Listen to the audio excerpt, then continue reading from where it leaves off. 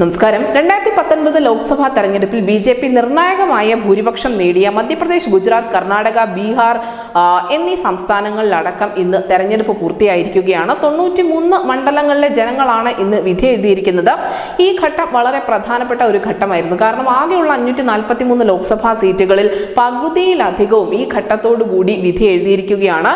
283 സീറ്റുകളിലാണ് ഇതിനോടകം ഇപ്പോൾ വിധി എഴുത്ത് പൂർത്തിയായിരിക്കുന്നത്.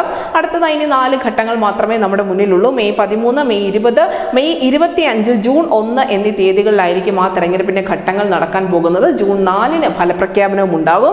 എന്തായാലും ഏറെ സവിശേഷതകൾ നിറഞ്ഞ ഈ മൂന്നാം ഘട്ടത്തിൽ നമ്മൾ ഓർത്തിരിക്കേണ്ട ചില പ്രധാനപ്പെട്ട പോയിന്റുകളുണ്ട്. ഒരു വളരെ ക്രൂഷ്യലായ ഘട്ടം എന്ന് തന്നെയാണ് രാഷ്ട്രീയ നിരീക്ഷകർ ഉൾപ്പെടെ ഈ ഘട്ടത്തെ വിശേഷിപ്പിച്ചത്. ഇതിൽ ഏറ്റവും പ്രധാനപ്പെട്ട കാര്യം പ്രധാനപ്പെട്ട സ്ഥാനാർത്ഥികൾ അല്ലെങ്കിൽ പ്രധാനപ്പെട്ട മുഖങ്ങളൊക്കെയും ഉൾപ്പെട്ട ഒരു തെരഞ്ഞെടുപ്പായിരുന്നു എന്നതാണ്.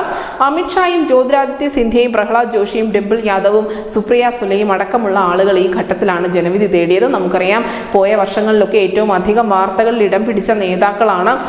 ബി.ജെ.പിയിലെ രണ്ടാമനെന്നറിയപ്പെടുന്ന അമിത്ഷാ കൂടി കളത്തിലിറങ്ങിയ പോരാട്ടമാണ്. അതുകൊണ്ട് തന്നെ ഏറ്റവും പ്രധാനപ്പെട്ട നേതാക്കളൊക്കെയും ഉൾപ്പെട്ട ഒരു ഘട്ടമായിരുന്നു ഈ മൂന്നാം ഘട്ടം എന്ന് പറയുന്നത്. നമുക്കറിയാം, ബി.ജെ.പിയിലെ രണ്ടാമനായ അമിത്ഷാ കളത്തിലിറങ്ങിയ പോരാട്ടം എന്ന് പറഞ്ഞു. അമിത്ഷായുടെ പ്രധാനപ്പെട്ട എതിരാളി കോൺഗ്രസിന്റെ സോണൽ പട്ടേൽ ആയിരുന്നു. ഈ ഘട്ടത്തിൽ 2019 അമിത്ഷായ്ക്ക് ലഭിച്ച ഭൂരിപക്ഷവും വോട്ട് വീതവും ഒക്കെ കൂടി ചർച്ച ചെയ്യപ്പെടേണ്ടതുണ്ട്. 2019 തെരഞ്ഞെടുപ്പിൽ ഏകദേശം 9 ലക്ഷം വോട്ടും 69.67% വോട്ട് വിഹിതവുമാണ് അമിത്ഷാ നേടിയിരുന്നത്. ഇത്തവണ ഇത് 10 ലക്ഷമെങ്കിലും കടക്കും എന്നുള്ള ഉറച്ച വിശ്വാസത്തിൽ തന്നെയാണ് ഗുജറാത്തിലെ ബി.ജെ.പി. പ്രവർത്തകർ. മാത്രമല്ല, മറ്റൊരു പ്രധാനപ്പെട്ട കാര്യം, ശിവസേന, NCP, LJP എന്നീ പാർട്ടികൾ പിളർന്നതിന് ശേഷമുള്ള ആദ്യത്തെ ലോക്സഭാ തെരഞ്ഞെടുപ്പാണ്. അതുകൊണ്ട് തന്നെ ഈ പിളർന്ന പക്ഷങ്ങളിൽ ആരൊക്കെയായിരിക്കും ശരി, ആരാണ് തെറ്റ് എന്ന് ജനങ്ങൾ വിധി എഴുതിയ നിർണായക ഘട്ടം കൂടിയാണിത്.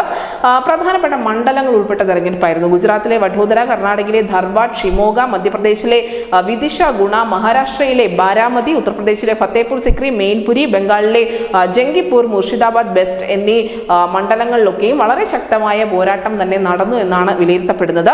ഈ ലോക്സഭാ തെരഞ്ഞെടുപ്പിന്റെ ആദ്യ 2 ഘട്ടങ്ങളിലും പോളിംഗ് ശതമാനം വളരെയധികം കുറഞ്ഞ ഒരു കാഴ്ച നമ്മൾ കണ്ടതാണ്. അതുകൊണ്ട് തന്നെ മൂന്നാം ഘട്ടത്തിൽ പോളിംഗ് ശതമാനം ഉയർത്തുന്നതിന് വേണ്ടിയുള്ള നിരവധി പ്രവർത്തനങ്ങൾ പാർട്ടികളുടെ ഭാഗത്തു നിന്നും തെരഞ്ഞെടുപ്പ് കമ്മീഷന്റെ ഭാഗത്തു നിന്നും ഉണ്ടായിട്ടുണ്ടായിരുന്നു എങ്കിൽ പോലും കാര്യമായ ഒരു മുന്നേറ്റം ഈ ഘട്ടത്തിലും ഉണ്ടായിട്ടില്ല.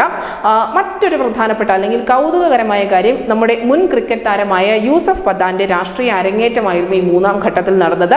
കോൺഗ്രസ് നേതാവ് അധിർ രഞ്ജൻ ചൗധരിക്കെതിരെ പശ്ചിമ ബംഗാളിലെ ബഹ്റംപൂരിൽ നിന്നും തൃണമൂൽ കോൺഗ്രസ് മത്സരിപ്പിച്ചത് യൂസഫ് പത്താനെയായിരുന്നു.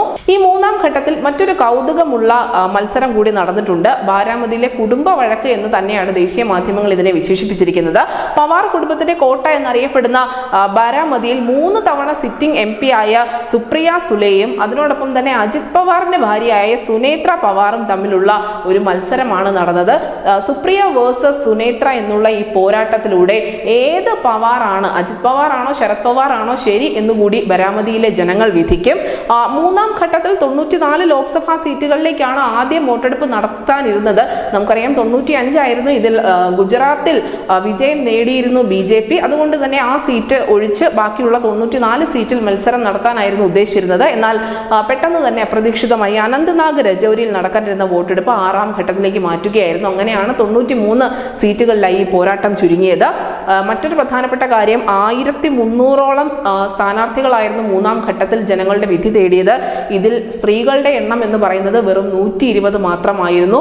കാര്യമായ പുരോഗതിയൊന്നും ഇപ്പോഴും ഇന്ത്യൻ രാഷ്ട്രീയത്തിൽ സ്ത്രീകൾക്ക് കൈവരിക്കാൻ സാധിച്ചിട്ടില്ല എന്നതിന്റെ പ്രകടമായ ഉദാഹരണം കൂടിയാണ് ഈ മൂന്നാം ഘട്ടം കാണിച്ചു തന്നത്. News desk India Malayalam.